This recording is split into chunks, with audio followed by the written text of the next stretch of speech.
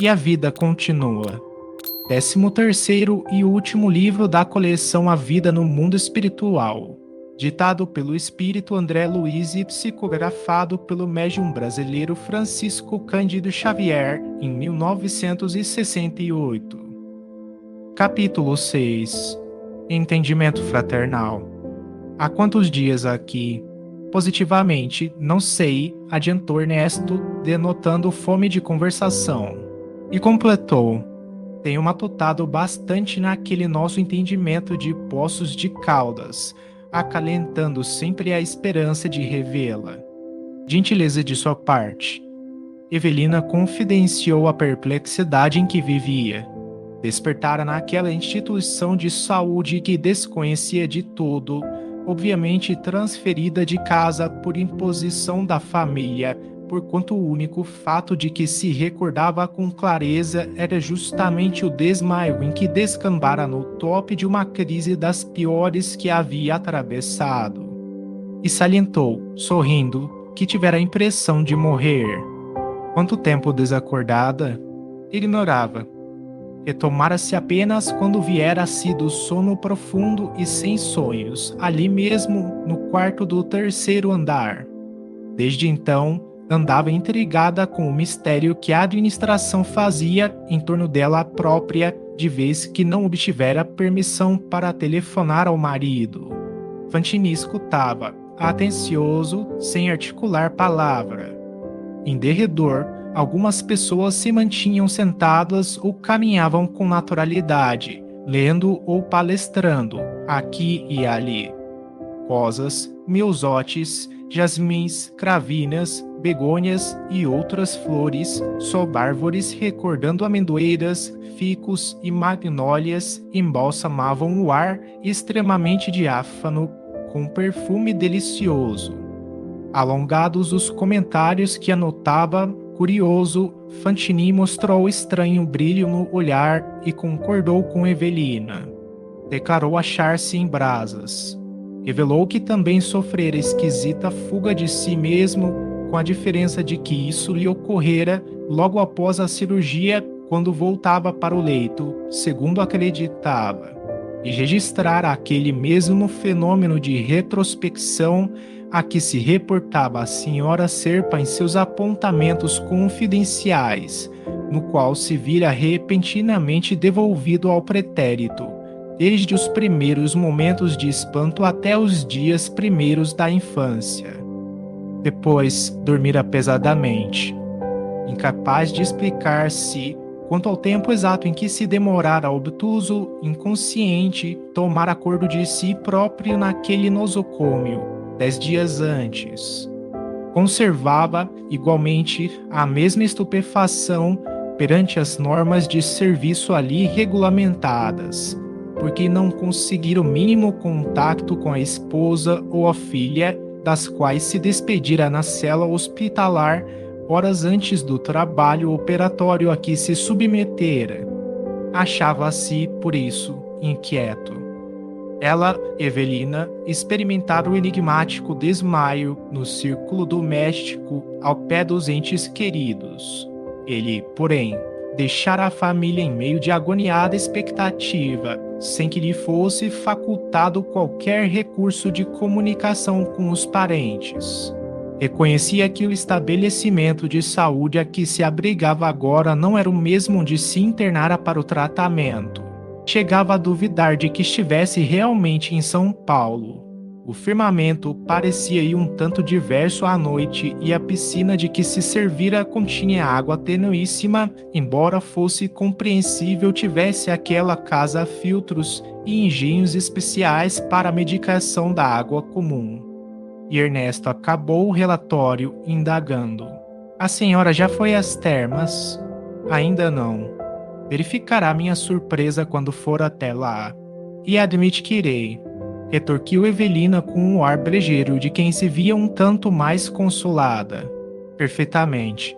Já ouvi dizer que a hidroterapia aqui é obrigatória. Fantini sorriu significativamente e enunciou, carregando cada palavra de recôndita inquietação: sabe da hipótese mais razoável? Desconfio de que nos achamos com autorização de nossos familiares numa organização psiquiátrica. Nada sei de medicina, no entanto, estou supondo que os problemas da suprarrenal nos transtornaram a cabeça. Teremos talvez enlouquecido, entrando pelas raias da absoluta alienação mental e, com certeza, a segregação terá sido a providência aconselhável. Por que pensa assim?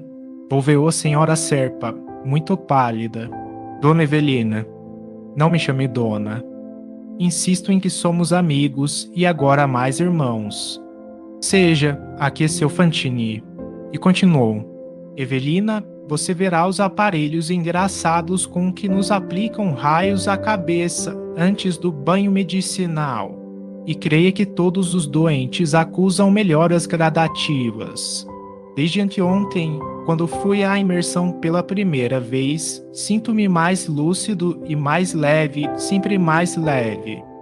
Acaso não se vê em boa posição mental, desde que despertou? Não tanto. Aflito por notícias dos meus, voltei a sentir agudas crises. Bastava lembrar a mulher e a filha concomitantemente com a intervenção cirúrgica e via-me, quase que de imediato, sob asfixia terrível, a desfalecer de sofrimento. Evelina rememorou a própria experiência, mas silenciou. Sentia-se cada vez mais inquieta.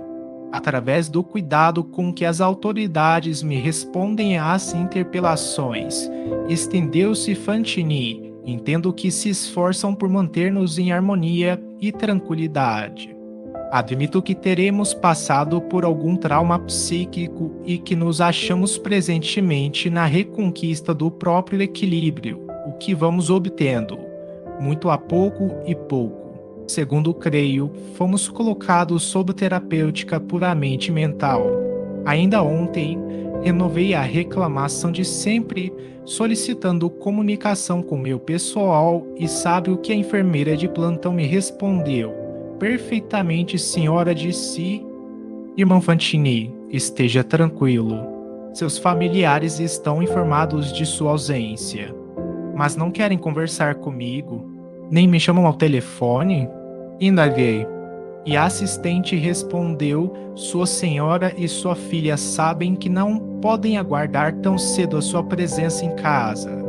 Porque o recalcitrasse, exigindo providências, a moça declarou: por enquanto isso é tudo o que lhe posso dizer.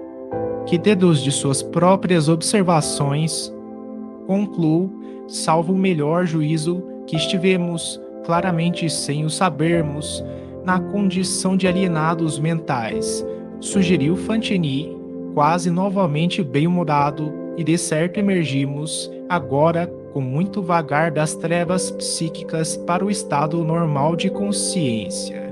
Os médicos e enfermeiros que nos rodeiam estão plenamente justificados quanto ao propósito de resguardar-nos contra quaisquer tipos de preocupação com a vida exterior.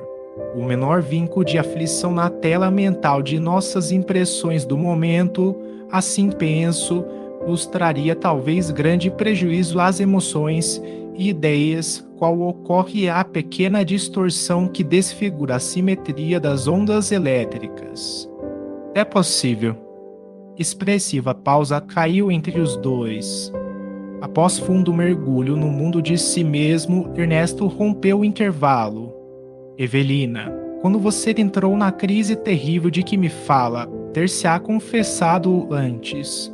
Que lhe teria dito o sacerdote? Recebeu dele quaisquer conselhos. A interlocutora assustou-se perante a angústia com que semelhantes inquirições eram moduladas e contra-indagou. Oh, por quê? Por quê, meu amigo? Confessei-me antes do desmaio sempre que pude. Mas por que procura saber? Para chasquear.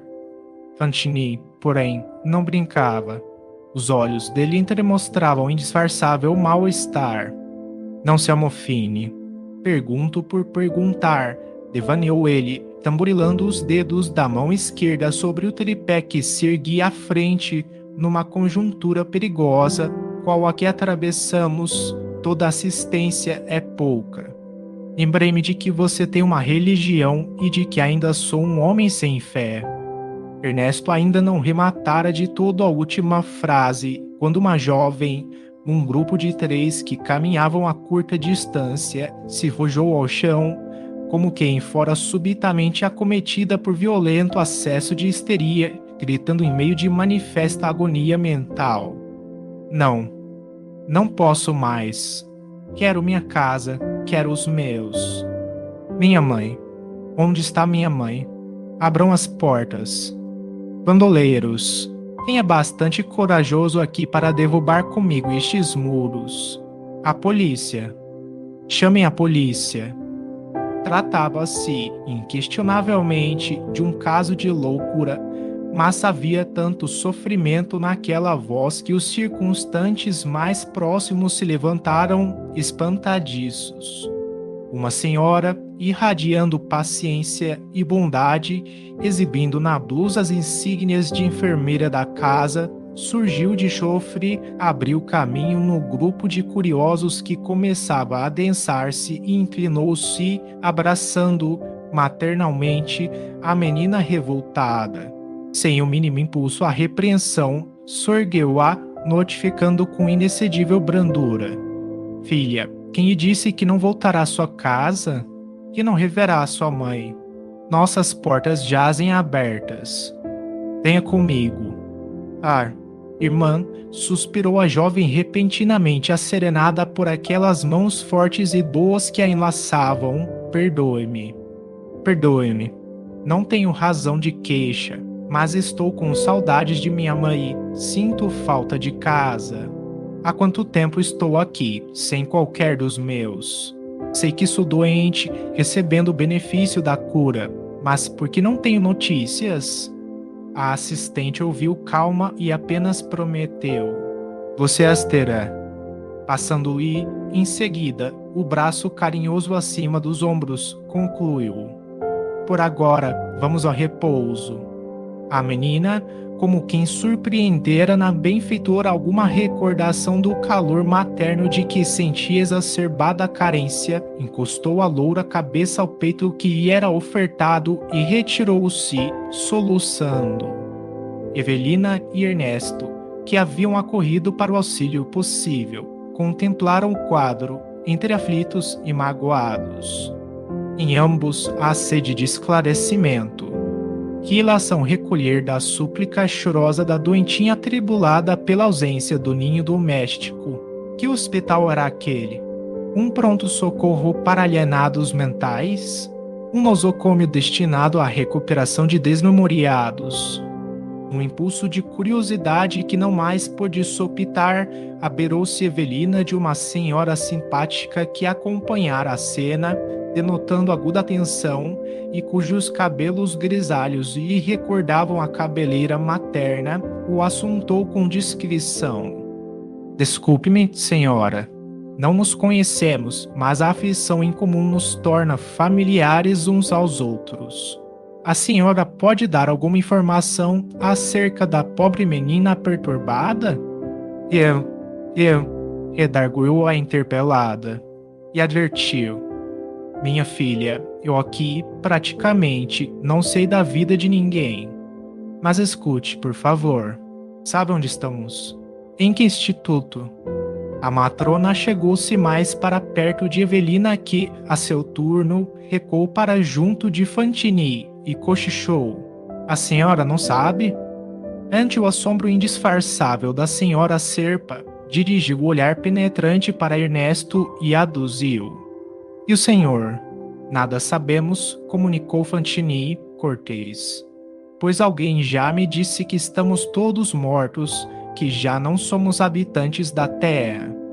Fantini sacou o lenço do bolso para enxugar o suor que passou a escorrer-lhe abundantemente da testa, enquanto Evelina cambaleou, prestes a desfalecer.